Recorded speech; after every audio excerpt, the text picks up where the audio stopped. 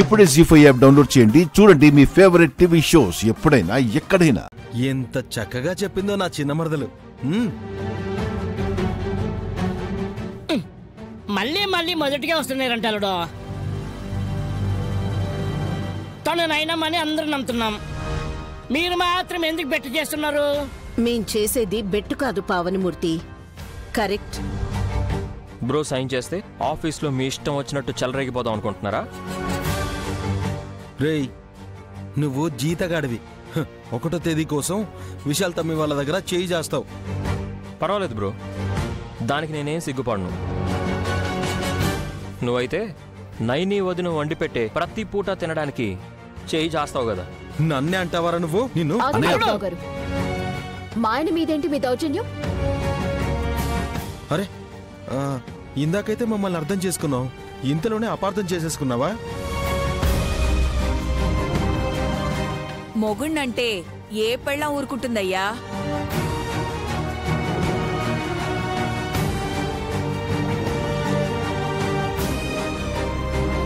సుమనా, నువ్వు నన్నే వెనకేసుకు రావాల్సిన అవసరం లేదు. ఇప్పుడు పైకి మంచిగా మాట్లాడుతావు గాని నువ్వు మా అమ్మ వాళ్ళతో ముందే మాట్లాడుకొని ఏమీ తెలియనట్టుగా ఇక్కడికి వచ్చి కూర్చొని ఉంటావు. చిచ్చి, ఇంత మాట అన్నాక నేను అడ్డుపడితే నాకు సిగ్గులేదంటారు.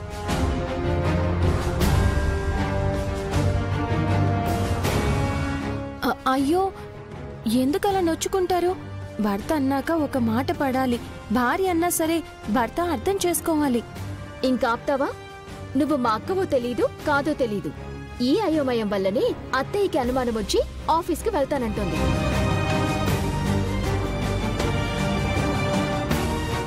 ఆఫీస్కే ఎందుకు వెళ్ళాలి?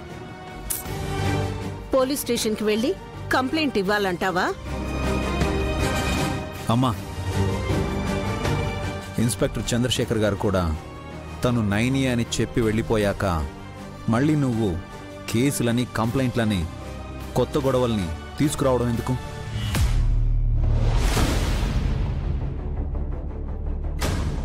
వాళ్ళకి డౌట్ వచ్చాక రోజు ఇలాగే చేస్తుంటారు విష్.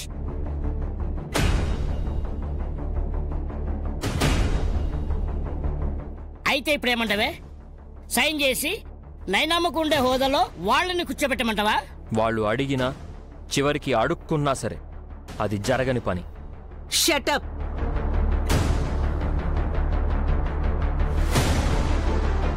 నువ్వు తనను అనుమానించకపోయినా విశాల్కి ఫేవర్గా ఉంటావని తెలుసు. గుడ్డిగా నమ్మే వాళ్లకు వంత పాడితే నీకేం వస్తుందిరా?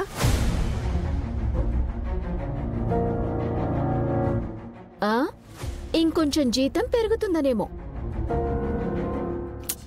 అరేరే, ఎందుకలా మాట్లాడుకుంటున్నారు?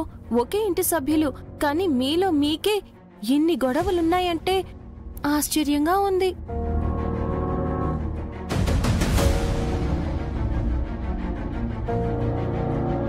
నువ్వు చూడ్డం ఇదే కొత్త అన్నట్టు అలా మాట్లాడకమ్మా. తను కొత్త కాబట్టి అలాగే మాట్లాడుతుంది. అలా మాట్లాడితే ఇంకెవరు నమ్ముతారు? ఆపండి. ఎందుకే న్యూసెన్స్? నైని ఇప్పట్లో ఆఫీస్కి వచ్చేలా లేదు కాబట్టి అమ్మ కోరినట్టే నేను మేనేజింగ్ డైరెక్టర్ పదవిలో కూర్చోబెడతాను. సరేనా? Very good.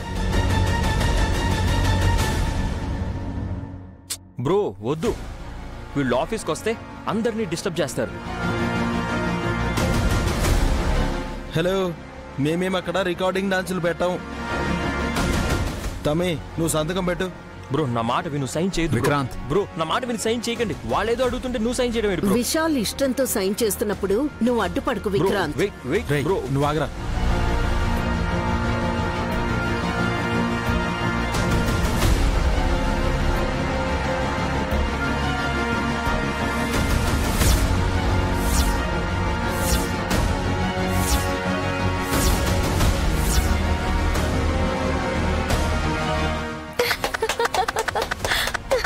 అరే, ఎందుకు చప్పట్లు కొడుతున్నావు? అధికారికంగా బాబుగారు దీని మీద సంతకం పెట్టినా గాయత్రి పాప కాఫీ వలకపోయగానే ఇప్పుడిది చిత్తు చెత్త కాగితం అయిపోయింది, అవునా?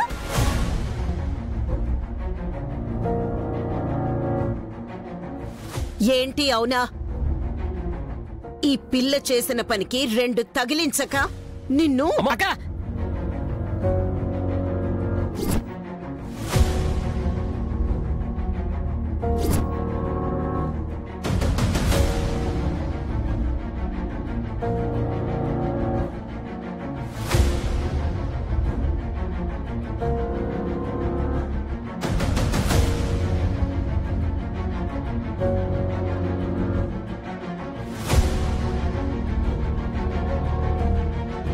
చెయ్యి వదులు.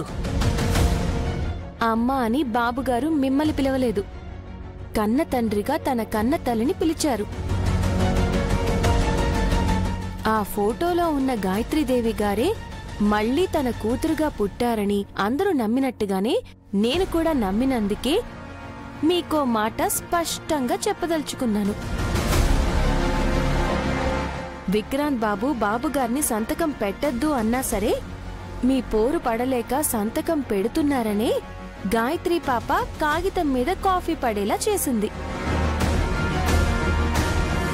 చిన్నపిల్లకి ఏమీ తెలీదని అనుకోవడానికి లేదు. ఎందుకంటే తను పిల్ల కాదు, తల్లి. గత జన్మలో విశాల్ బాబు గారిని కన్న తల్లి. అర్థమైందనుకుంటాను. వెనక్కి వెళ్ళు, వెనక్కి వెళ్ళు. మమ్మీ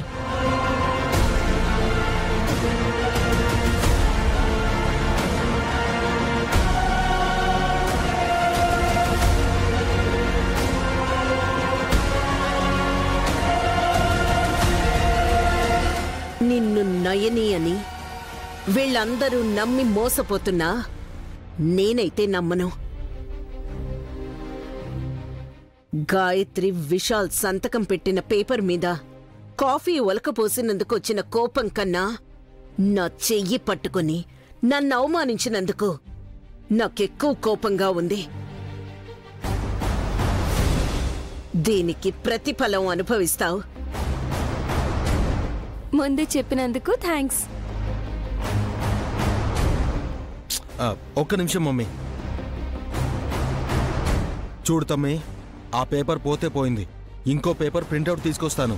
సంతకం పెడతావా? సారీ అన్నయ్య,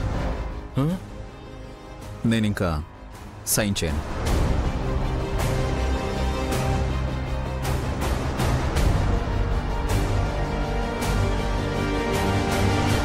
ఆవిడ గారు అంత బాగా అమ్మ గురించి వివరించాక ఎందుకు సంతకం చేస్తారు? నువ్వుండవే. గొడవ సద్దుమణిగేలా ఉంటే నెయ్యి పోయాలని చూస్తావు. సంతకం ఒక్కసారి పెడతారు, మళ్ళీ మళ్ళీ పెట్టడానికి అదేం ప్రసాదం కాదక్కాయ్.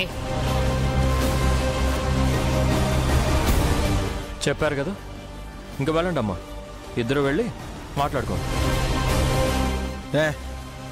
నెక్స్ట్ సీన్ మా ఇద్దరిదే అని నువ్వు చెప్పాల్సిన అవసరం లేదురా. ఏం మాట్లాడుకోవాలో మాకు బాగా తెలుసు. నువ్వు పద మమ్మీ.